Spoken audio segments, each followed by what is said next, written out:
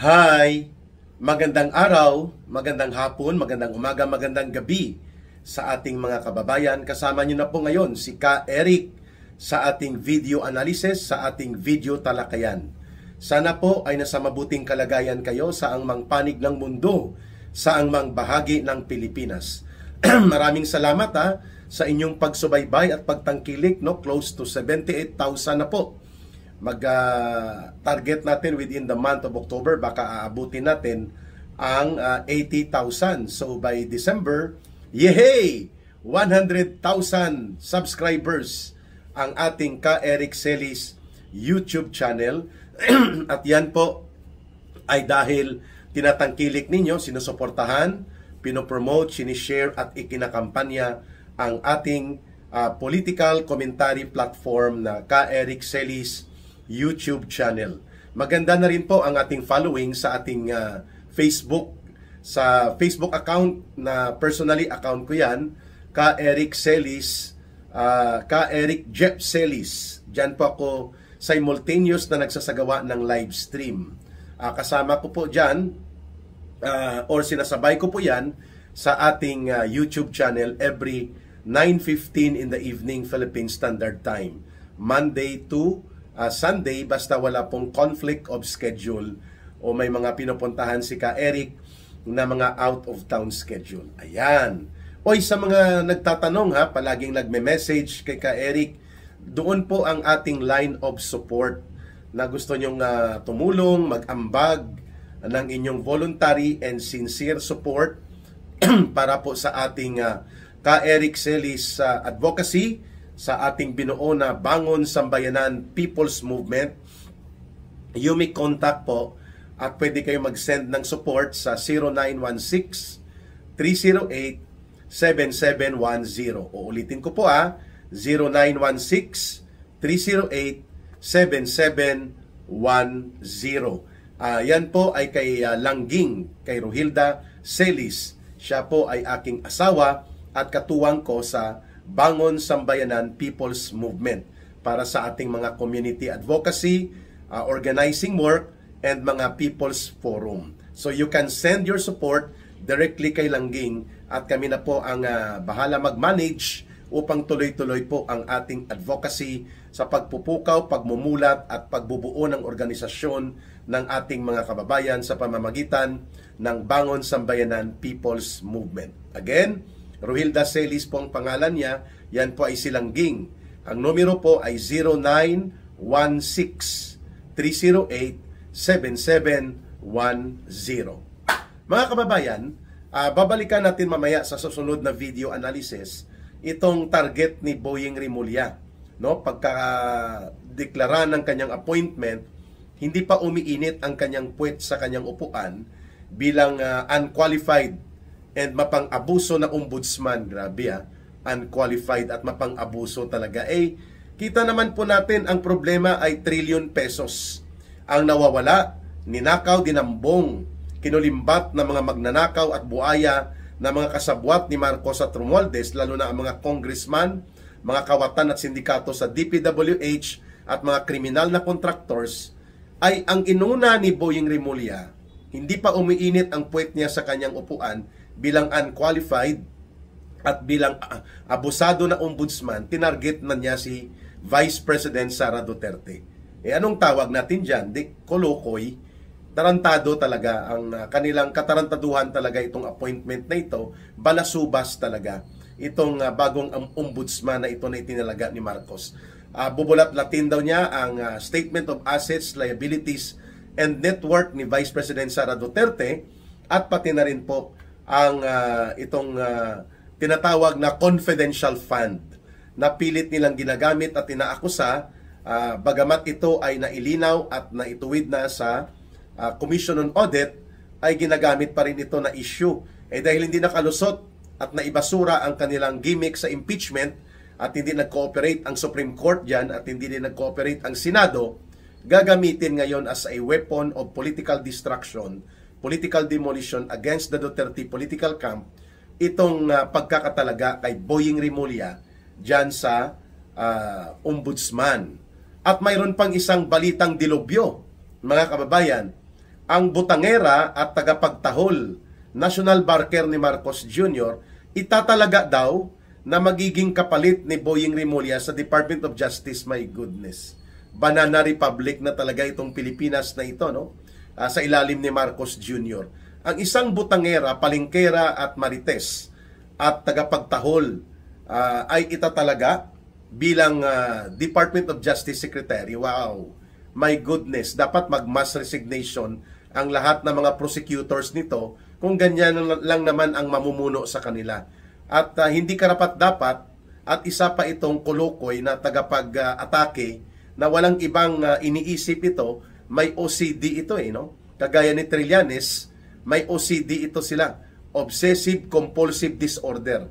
Sila po ay hibang na hibang at talagang gustong-gustong wasakin ang Duterte political camp, lalo na po si former President Rodrigo Duterte at si Vice President Sara Duterte. So alam na natin kung ano po ang gagawin dito ni Marcos. Sisiguruhin niya ng instrumento ng katarungan ay gagamitin lamang para sa panggigipit at pagsupil sa sinuman at anumang mga puwersa na umuusbong at naninindigan para batikusin, punahin ang kanyang kabulastugan at mga kabulukan na ginagawa laban sa interes ng mamamayang Pilipino. Kaya gagamitin as a weapon of persecution, harassment, at iba pang mga karumaldumal na mga gawaing maruruming politika ang Department of Justice. Kung talagang matutuloy o totoo itong umugong na balita kahapon na si Claire Marites Butangera, palengkera, tagapagtahol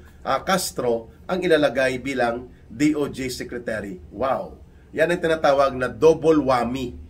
Hinataw ka na ng dilubyo at kasumpa-sumpa na appointment ni Boying Rimulya and then hahatawin ka pa dito sa appointment na naman kung matutuloy at totoo ito nitong butangera at pambansang tagapagtahol o barker ni Marcos na si Claire Castro. But nonetheless, puntahan po natin yan at bibigyan ng punto de vista at mga pananaw at mga pagbubuo ng ating analysis sa susunod na video natin. Marami pong sumasabog na issue, no? Kagaya nito ngayon may nag-message kay Ka Eric na ang pagkakaroon ng budget cut, yung pagtanggal ng AFP modernization budget na 18 billion pesos, pasimuno si Romualdez at si Saldico at binula-bula nila sila Bronner at iba pa mga general at pamunuan ng AFP sa pagbibigay ng 200 pesos per day. Additional na allowance daw sa mga sundalo. Pero 18 billion pesos po ang tinanggal, ni-realign at ginamit sa flood control projects at mga pandarambong. At ang seste, pinayagan ni Marcos Jr. Yan, pag-uusapan din natin yan kasi hindi magkakasya sa ating medyo briefed o kaya ay abbreviated na ang ating live yung ating video analysis between 22 to 25 minutes as much as possible para po hindi naman mabigat ang panunood at pagsubaybay ng ating mga suki. So pag-usapan din natin po yan, itong totoo na panluloko at grand scheme ng pagmanipulate nila Romualdez at Marcos sa Armed Forces of the Philippines. Gamit po itong AFP Modernization Program na tinanggalan ng budget ng mga almost 18 billion or mahigit 18 billion pesos at pinrioritize ang pinagnanakaw at mga dinambong na flood control at mga iba pang realignment sa budget na ginamit para sa panunuhol, sa impeachment at ganon din po sa pagpapadukot kay Pangulong Duterte at pati sa pandarambong ng pagtiba-tiba ng kanilang bulsa ng mga kawatan na politiko sa kumpas ni Marcos at Romualdez. Isinakripisyo po ang Armed Forces of the Philippines. Okay, ito po ang main topic natin. Si Marcos Jr. sa kanyang podcast o kanyang social media platform, nagpahayag ng isang nakakagulat at nakakagalit na pahayag na ang kanyang consultant ay patay na, isang patay na tao. Sinabi niya na baka mawirduhan kayo o ma-creep out kayo sa akin, patuloy ko at regular na kinakausap daw niya ang kanyang tatay, ang namayapang diktador na si Marcos Sr. Mantakin nyo yan. Ang kanyang consultant at advisor pala, patay. So kung nasa wastong katinuan ito si Marcos Jr., maniniwala ba tayo na ina-advise siya ng patay? Yung patay na yon, isa yon sa nagwasak ng ating lipunan, nagwasak at nagpabalik ng mga pangungurakot, kabulukan sa politika, at ginamit niya ang poder at pondo upang magpayaman at mang-abuso. Yun po ang tatak ng diktadura ni Ferdinand Marcos Sr. na ngayon, bagamat ito ay patay na noong 1989 pa, sabi ni Bongbong Marcos Jr., ito daw ang kanyang advisor, ito ang kanyang consultant, ito ang regular na kinakausap ni Bongbong Marcos Jr. Aba, nakakabahala po yan kung ang pinapakinggan ng presidente ay isang patay, isang espiritu, at hindi lang espiritu, masamang espiritu. Sapagkat ang namayapa o ang pumanaw na diktador na nagdeklara ng martial law at nagkaroon ng malawakang pang-aabuso at pagkawasak sa mga demokratikong karapatan ng mamamayan, malawakang pang-abuso sa karapatang pantao at malawakang pandarambong pangungurakot at pagkabulok ng burokrasya at gobyerno at isang diktador na magnanakaw at kasumpa-sumpa ang dinanas ng ating bansa. Kaya pinalayas yon at namatay na noon sa Hawaii. Ito ngayon ang ibinulgar ni Marcos Jr. sa kanyang pahayag na ang kanyang tatay na patay na ay isa pala sa kanyang mga consultants, isa pala sa kanyang advisor ito, si Marcos Sr. Yun nga ang sinabi ni Eric hindi lang po ito espiritu, masamang espiritu po. Kung yun ay totoo na napapakinggan at binubulong-bulungan si Marcos Jr. ng kanyang ama na espiritu at patay na tungkol sa mga kung anong dapat gawin daw dito sa ating bansa, sa kanyang pagiging presidente itong si Marcos Jr. Aba, dapat sipain na ito ng Armed Forces of the Philippines. Sipain na nila ang commander-in-chief nila sapagkat ang kanyang kausap ay patay at ang kanyang pinapakinggan ay masamang espiritu. Nako. So, ito po ay isang pagpapakita.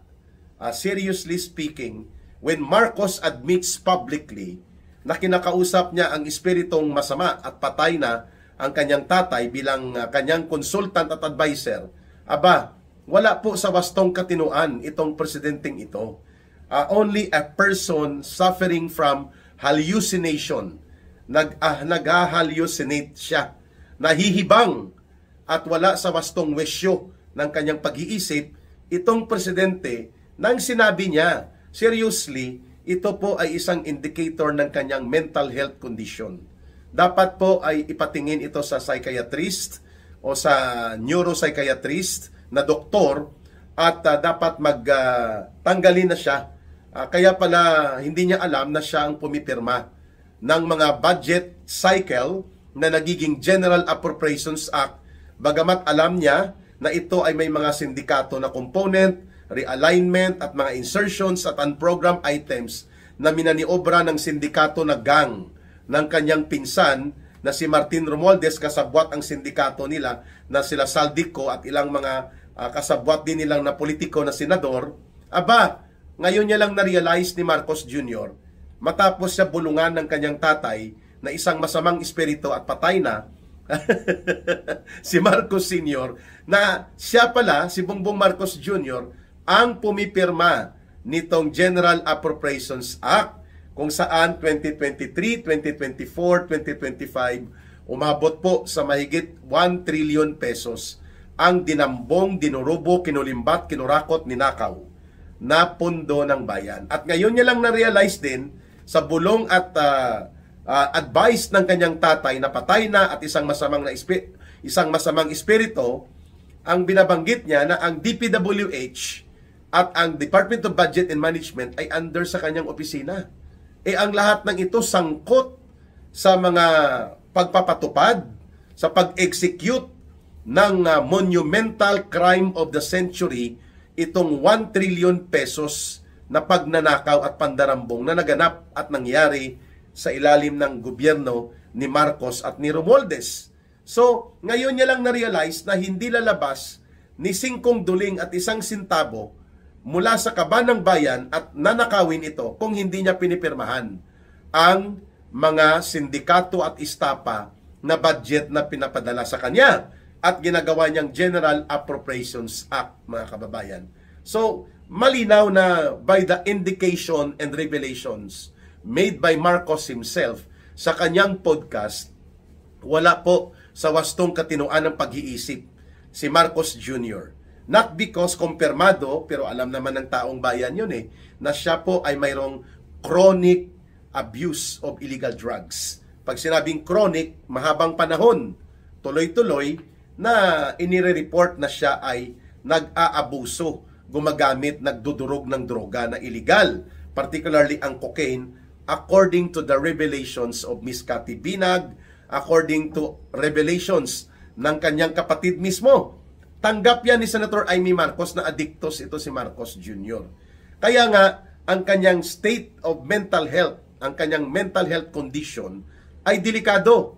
At sapagkat siya ay presidente, gumagawa siya ng desisyon para sa ating national security, sa public safety, sa national economy, at sa buong kalagayan ng lipunang Pilipino at ng 120 million na mga mamamayang Pilipino, ay wala sa wastong katinoan ito siya. Bagamat hindi natin nakonfirma ang mga sirkumstansya na itinuturo even si Senator Nicky Cositing, former Senator Nicky Cositing. Marami po ang nagtuturo. Kahit noong 2012 na inoperate siya ng PIDEA upon the revelations ni Agent Morales na nandun talaga ang pangalan niya at kasama pa nga noon si Miss Maricel Soriano sa target na titirahin dyan sa may Rockwell. No? So malinaw, senador siya that time, 2012. At ito po ngayon ang kanyang revelation sa kanyang podcast, sa kanyang social media na kinakausap niya ang patay na at masamang espiritu ng kanyang tatay na si Marcos Sr. Aba, we have a president who is guided by a bad spirit and a person long time ago patay na, at ito ang pinagbabatayan ng kanyang mga pagsasagawa ng desisyon bilang Commander-in-Chief ng ating bansa at bilang pinakamataas tagapangulo ng buong gobyerno natin at ng buong estado. Nako, Marcos is by himself and by his own admission ay nagsasuffer ng hallucination, at yan po ay hindi maganda at hindi nakakabuti at napakadelikado na sitwasyon kung mayroon kang presidente na naghahallucinate, na siya ay guided, siya po ay may consultant at siya po ay ina-advise ng isang patay at isang masamang espiritu. By his own admission, kausap daw niya regular ang kanyang tatay, mga kababayan. Aba, ano ito? Ang Pilipinas pinapatakbo ng isang patay sa pamamagitan ng kanyang anak? Nako, that can only happen kung ang presidente po, ang kanyang mental health condition ay malala. Ibig sabihin, tuloy-tuloy na naghahallucinate si Marcos Jr.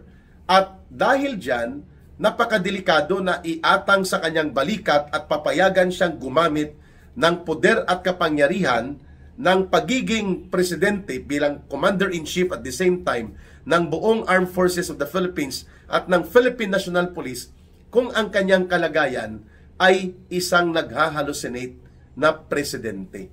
So mag-isip-isip po ang ating pamunuan ng Armed Forces of the Philippines.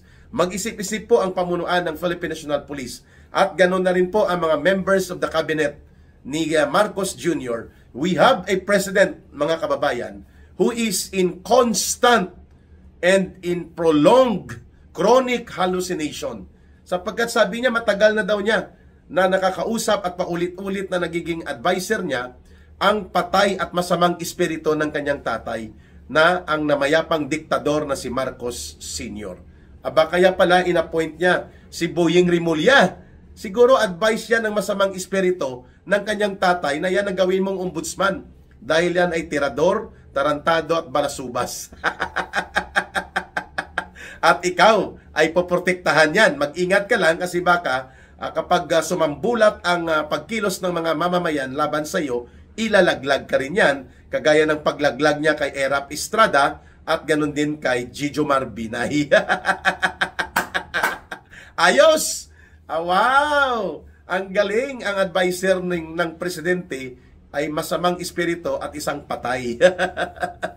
Pangalawa, yan din siguro ang dahilan kung bakit hindi niya alam na siya pala ang pumipirma nitong 1 trillion pesos na dinambong, dinukot, dinurubo, kinurakot at pinagnanakaw ng kanyang mga kaalyado, including ang kanyang anak na si Congressman Sandro Marcos, ay mayroong mga mahigit 1 billion pesos na flood control project sa Ilocos Norte, inanod lang ng baha, hindi na pakinabangan, at ang kontraktor mga Diskaya companies din. Hindi mo yun alam? Dapat tinanong mo rin sa iyong namayapa na diktador na tatay na ang masamang espiritu ay siyang guide at consultant mo pala ngayon sa pagiging presidente. Seriously talking, mga kababayan, about this. The mental health and mental condition of the president is very crucial, very important, sapagkat siya po ang gumagawa ng desisyon. Pwede pong magkaroon tayo ng napakalubang kalagayan ng pakikipagdigma sa China na hindi naman dapat mangyari at pwedeng ikadurog ng ating bansa dahil siya ang commander-in-chief. Siya po ang nagpe-preside kung anong gagawin at direksyon ng Armed Forces of the Philippines. At siya din po ang kumukumpas sa lahat ng agencies of government. At siya din po ang gumagawa ng desisyon paano makipag-ugnayan sa iba't ibang mga bansa. If you have a president with manifest exhibit, no, hindi na may tatanggi, no, manifest exhibit of hallucination by believing and telling the public, telling the people, na siya ay nakikipag-usap sa isang bangkay na isang masamang espiritu, how would you trust the lives of 120 million Filipinos sa kanyang kamay?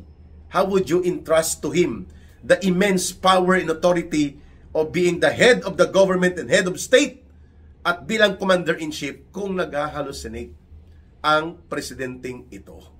Kaya pala tinatawag siya ni Maharlika at ng iba pang mga kritiko niya na bangag. Kaya pala ito, siya na mismo ang umamin na nakikipag-usap siya sa bangkay, nagiging consultant niya ang kaniyang tatay na patay na. Yun. At mga kababayan, malaki po ang implications nito. Hindi yun biro, no?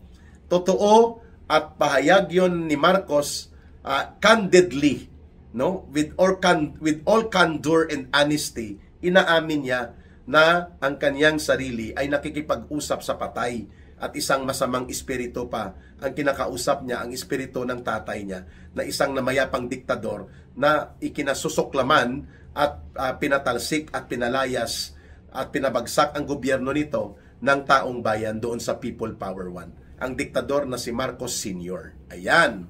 So babalikan natin ito, kaya nananawagan po ang taong bayan. Dapat po umalis na sa kapangyarihang ito si Marcos Jr. at nararapat po na siya ay tanggalin na sa mapayapang paraan, at ang pinakamabilis po dyan is ang magdeklara lang ng withdrawal of support to the Commander-in-Chief kay Marcos, ang AFP. Susunod na yan ang PNP, matatapos na po itong ating mga nararanasan na kaguluhan, malalim na problema sa pandarambong at pangungurakot, pagkabulok at pagkalugmok ng burokrasya at gobyerno, at ang pagkalugmok ng buong ekonomiya at lipunang Pilipino. Kapag natanggal po si Marcos Jr., magkakaroon tayo ng peaceful, constitutional, and legal succession to power sa pamamagitan po ng nakasaad sa saligang batas that when the president, the incumbent president, becomes incapacitated by way of sickness or namatay sa pagiging during the time of her incumbency, his or her incumbency, namatay, nag-resign, o kaya na-impeach, o kaya pinalayas ng taong bayan, the succession of power is defined by the Constitution that it will be the Vice President. We cannot afford any minute any longer to have a president na napakadelikado ng kalagayan ng buong bansa, ng buong mamamayang Pilipino at ng sambayanan at lipunang Pilipino at buong ekonomiya at buong seguridad natin sa isang naghahalusinate at sa isang presidente na mayroong malawak at malapad at mabigat na mga kapangyarihan at poder at resources na ang kanyang pinaniniwalaan, ang kanyang advisor, ang kanyang consultant ay isang masamang espiritu ng isang patay na tao na kinasusuklaman at pinatalsik pa ng mga mamamayan. Marcos Jr., by his own admission publicly, is suffering from hallucination. He needs immediate, serious, professional, medical help and support. Kaya dapat umalis siya at paalisin siya bilang presidente. Otherwise, sasabog ang buong bansa at magkakaroon ng malawak na kaguluhan at ikakalugmok ng napakalubha ng buong lipunang Pilipino. Kung magpapatuloy ang gobyerno ni Marcos na mayroong nag-hallucinate, wala sa wastong katinuan at hindi matama at matuwid ang wisyo at ang kanyang pinakikinggan, ang kanyang kinakausap at nagbibigay ng guidance sa kanya, my goodness. Isang patay na may masamang espiritu. Ang diktador at tatay niya, well, of course, it's hard to believe that.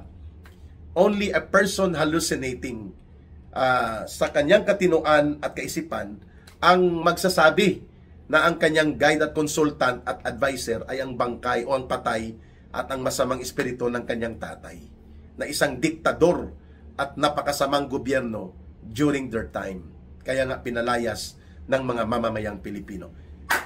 Bantayan nyo ulit ang next video analysis with Ka Eric, no? Kaya matibay ang panawagan. It is appropriate, it is timely, it is just, it is legal, it is constitutional that the Armed Forces of the Philippines and the AFP as the protector and the PNP as well as the protectors or the protector of the state and the people, they should side with the people. Lalo na itong indication kung bakit nagkaletse-letse ang buhay ng mamamayang Pilipino at nagkaletse-letse ang buong bayan under Marcos Jr.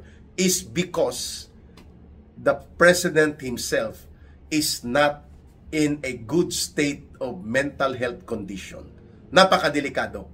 Inadmit na nga niya na ang kanyang guide, ang kanyang consultant, ang kanyang advisor na pinapakinggan niya regularly ay ang espiritu ng kanyang tatay, masamang espiritu ng isang diktador at bangkay. At yan ay indicator that Marcos is in a state most of the time of hallucination. Nagkakaroon siya ng tinatawag na lucid interval. Mayroon siyang matino at hindi matino na mga episodes. And that is very dangerous. We cannot afford to entrust to him the lives, the future, and the state and condition of the entire country and the entire people. Mga kababayan, sa gustong tumulong sa Bangon Sambayanan People's Movement with Ka Eric, please promote and share ang ating videos. I-promote in ang campaign natin ang ating channel na Ka Eric Celis YouTube channel at ang ating mga videos na pinapublish, mga analysis natin. And of course, our line of support for your voluntary line of support na gusto nyong tumulong ay kay Langging po, kay Rohilda Celis. Sa numero na 0916-308-7710. Ayan. So mga kababayan, palagi nating tandaan, mahalin natin ang bansang Pilipinas, walang ibang magmamahal nito kundi tayo ring mga Pilipino. Magbabalik tayo mamaya, another video analysis in the afternoon and balita at talakayan live stream with Ka Eric alas 9:15 ng gabi Philippine Standard Time. Regular po yan, simultaneous yan sa Ka Eric Jeff Celis Facebook live at sa Ka Eric Celis YouTube channel. Para sa Diyos at sa Pilipinas nating mahal, mabuhay ang sambayan ng Pilipino. May God bless everyone and bless as well your family and your loved ones. And may Allah will be with those who are Muslim brothers and sisters. Maraming salamat. Mabuhay ang sambayan ng Pilipino.